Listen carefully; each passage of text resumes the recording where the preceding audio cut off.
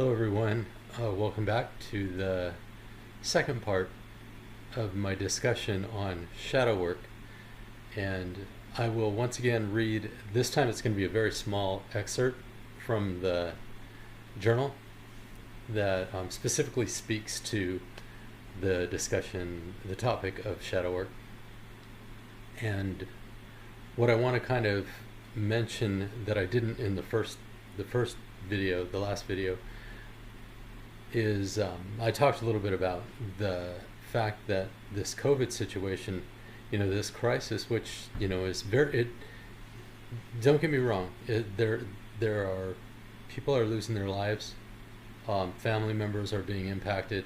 I get that. I get the severity of it.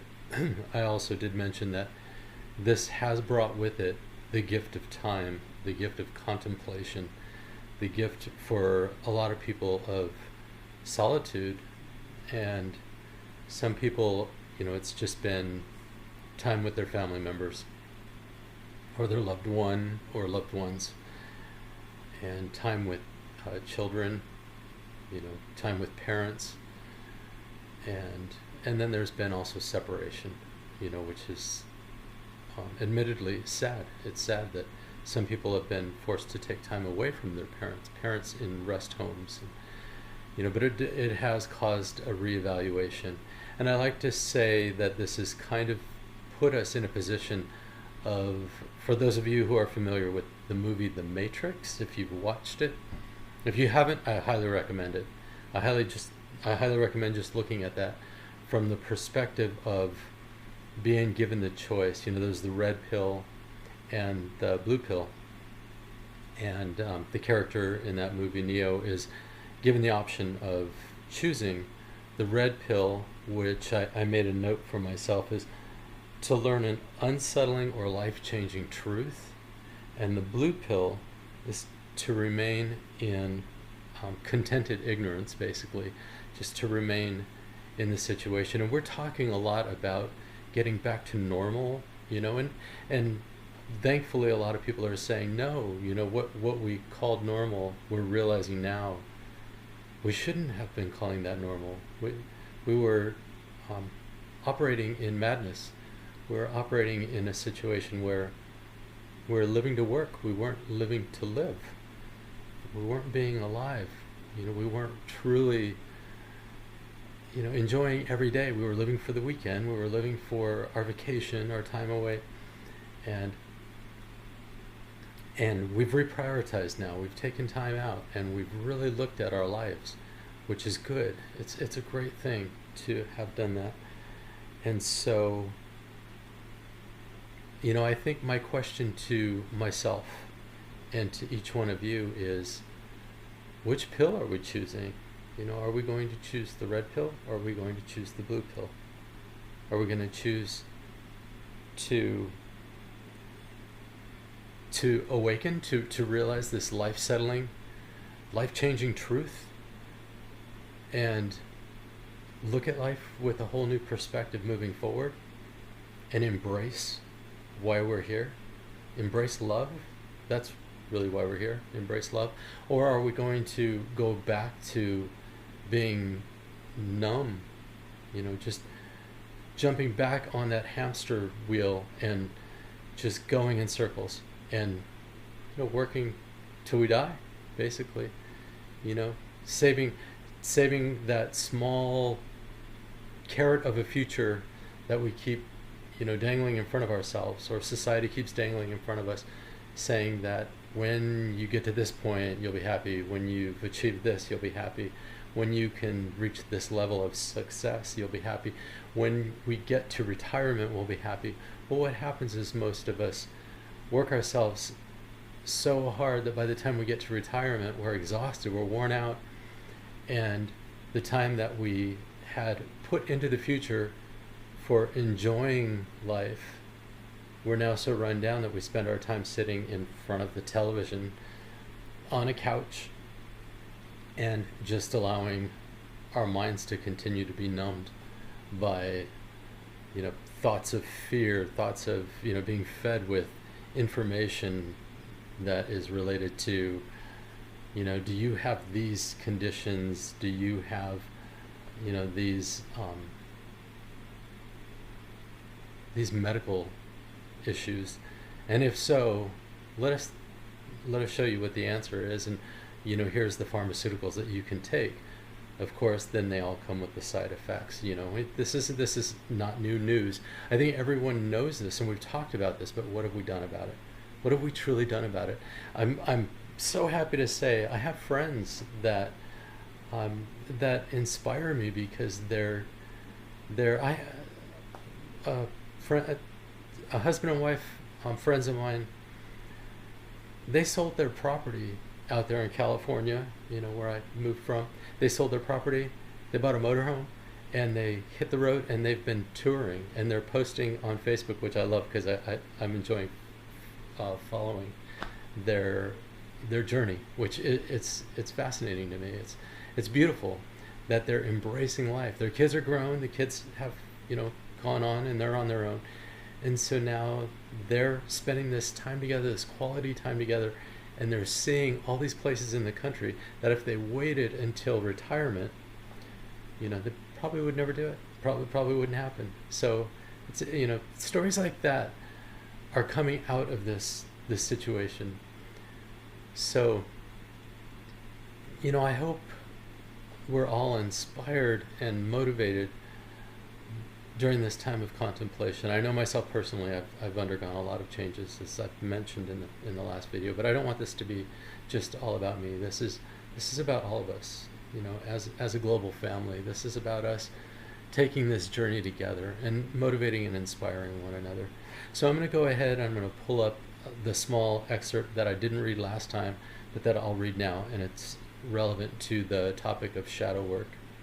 And then I'll be right back. You'll watch me read it, I guess. A trip within a trip, a dream within a dream.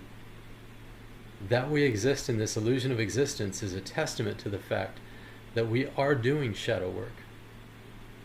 When we do shadow work within the matrix, we are merely taking a deeper dive into this work. Shadow work within shadow work.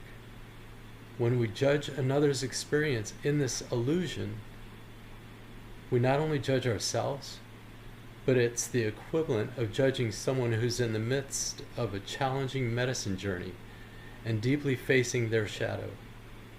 We must trust that we are all working together within our chosen divine agreements for our mutual learning and understanding, for our enlightenment and our return to love. So I did specifically mention medicine in that because, as you may know if you clicked on the links that I shared in the first video, I have benefited from medicine, sacred psychedelic medicine that's been used by the indigenous people for years and years and years, and used with great respect, great honor, and not as an opportunity to party by any means.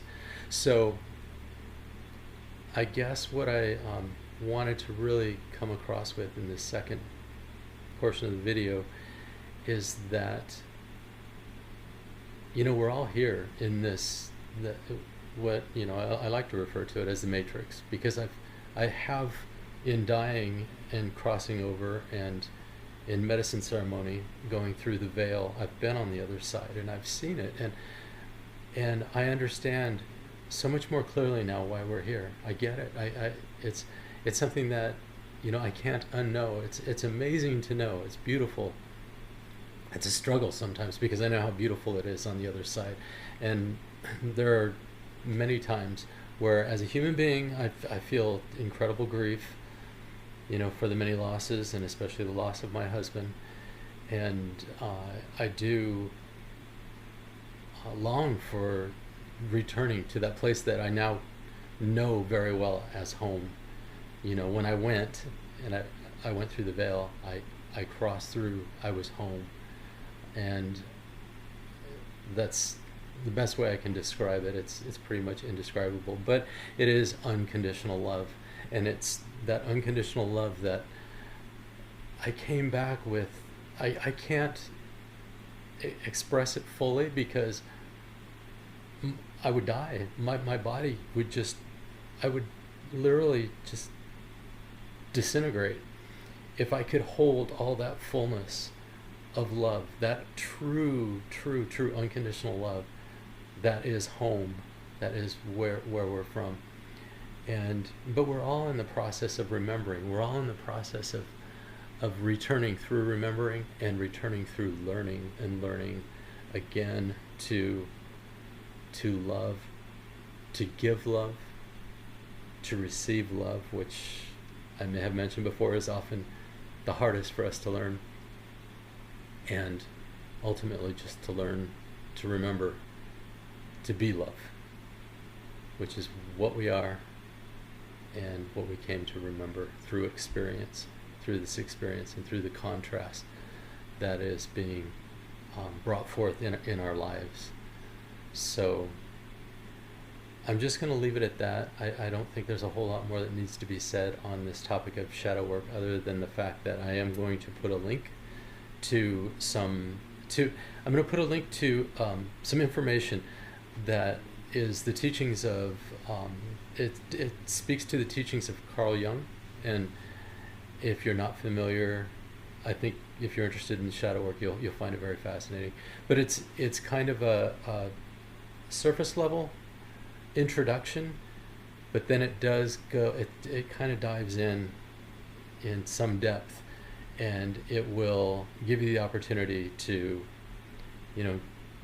build a foundation and then explore if you're really interested in learning more about the shadow work. And you're doing it because you're here, you're having this experience, so you're doing shadow work. We do it, it's a natural byproduct of living in this matrix, or living in this illusion that we call reality. And it's happening. It's just taking a deeper dive kind of expedites the process, and it also helps with the healing from some of the experiences that you may have chosen to have, so that you could choose to heal and then help others heal, and thereby learning to extend love, to give love, and also to learn to receive love from others that are helping you with your healing process.